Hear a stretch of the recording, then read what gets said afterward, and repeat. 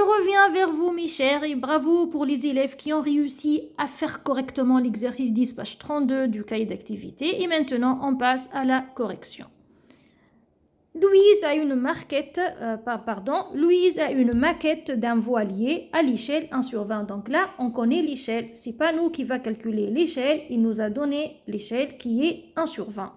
Sa maquette mesure 42 cm de long et 9,5 cm de large. Donc, on comprend tout d'abord que 49 cm de long et 9,5 cm de large, ce sont les dimensions sur le plan. Ce n'est pas les dimensions réelles, ce sont les dimensions sur le plan, c'est-à-dire les dimensions qui sont sur la maquette de Louise. Donc, c'est quoi la question? Quelles sont les dimensions réelles du voilier? Donc, le voilier, en réalité, c'est combien sa longueur et c'est combien sa longueur, sachant que Louise a fait son schéma ou bien son dessin en suivant une échelle de 1 sur 20. Donc, comment faire pour passer des dimensions sur le plan aux dimensions réelles? Et je vais vous dire comment faire ça. Donc, lorsque Louise a dessiné le voilier sur un bout de papier, bien sûr, qu'est-ce qu'elle a fait? Est-ce qu'elle a fait un agrandissement ou bien elle a fait un dessin plus petit? Mais bien sûr, il est plus petit. Donc, son dessin, il est devenu plus petit. Donc, pour passer du dessin qui est sur la feuille aux dimensions réelles du voilier, qu'est-ce qu'on va faire? Il suffit on peut dessiner un tableau de proportionnalité, si vous voulez, ou bien on peut appliquer la formule et utiliser la règle de 3. Donc, je vais vous montrer comment faire pour ne pas trop parler sans rien dire. Donc, allez-y. Donc, on sait que l'échelle est égale à 1 sur 20. La longueur sur le plan du voilier est égale combien? Est égale à 42 cm. Et la largeur aussi sur le plan, je vais faire comme ça, est égale à 9,5 cm. Et on veut trouver la longueur réelle, point d'interrogation, et la largeur réelle, point d'interrogation. Déjà dans les exercices, il a dit trouver les dimensions réelles. Et c'est quoi les dimensions? Les dimensions se composent d'une longueur et d'une largeur. Donc, qu'est-ce qu'on va faire? On sait que l'échelle est 1 sur 20.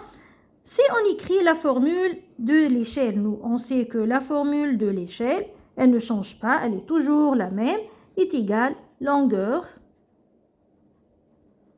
sur le plan divisé par la longueur réelle. Donc, l'échelle, on la connaît, elle est 1 sur 20. Donc, on peut, au lieu d'écrire échelle, on écrit directement 1 sur 20, puisqu'on connaît déjà que c'est 1 sur 20. Donc, on peut remplacer.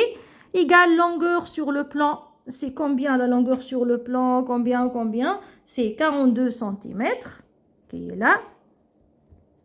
La longueur réelle, on ne sait pas. Longueur réelle, point d'interrogation, on ne sait pas. Je vais mettre ici un point d'interrogation. Et après, comment on va faire pour trouver la longueur réelle? On peut tout simplement utiliser la règle de 3. Et comment on utilise la règle de 3? Tout le monde sait maintenant comment faire. On va faire donc 20 fois 42. On va multiplier là. 20 fois 42 divisé par 1. Donc, on va faire. Donc, la longueur réelle est égale. Donc, 20 fois 42 divisé par 1. Divisé par 1, ça ne sert à rien, ça ne change pas le résultat. Donc, on va tout simplement multiplier la longueur sur le plan fois l'échelle pour qu'il devienne plus grand. Et on va trouver 2 fois 2, c'est 4. 4 fois 2, c'est 8. Et 10, c'est 0. Donc, il est égal à 840 cm.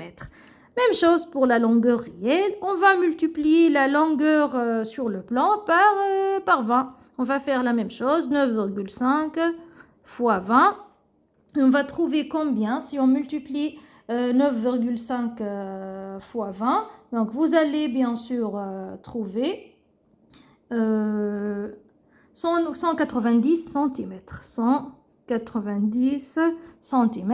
Et si vous voulez, vous pouvez convertir en mètres les deux unités. Et on va écrire donc la longueur réelle est 840 cm ou bien 8,4 mètres. La longueur réelle et la largeur réelle pardon est 190 cm ou bien 1,9 mètre. Donc le voilier mesure 8,4 de long et 1,9 mètre de large en réalité. Et voici comment trouver la longueur réelle et la largeur réelle en connaissant l'échelle et les dimensions sur le plan.